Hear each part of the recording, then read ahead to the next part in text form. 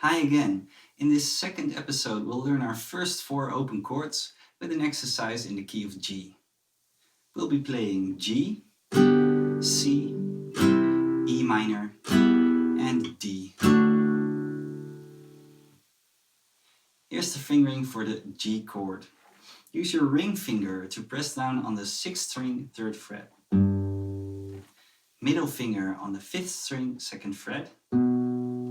And the pink on the 1st string 3rd fret.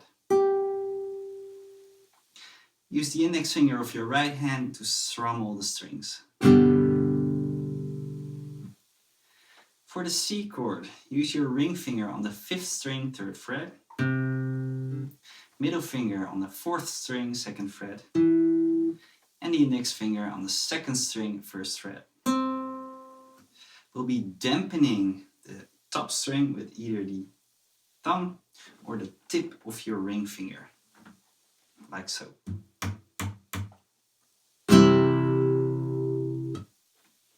For E minor, use your middle finger on the 5th string 2nd fret and your ring finger on the 4th string 2nd fret. And finally, for the D chord, use your index finger to press down on the 3rd string 2nd fret, ring finger on the 2nd string 3rd fret, and the middle finger on the 1st string 2nd fret. We'll leave out the top 2 strings, either by putting your thumb in front of the guitar neck and dampening those 2 strings, or if you can't reach, use your aim of your right hand to target the bottom 4 strings.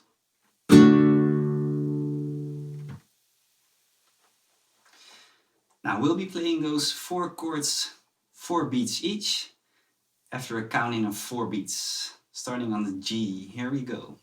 1, 2, 3, 4, G. To the C chord, 3, 4.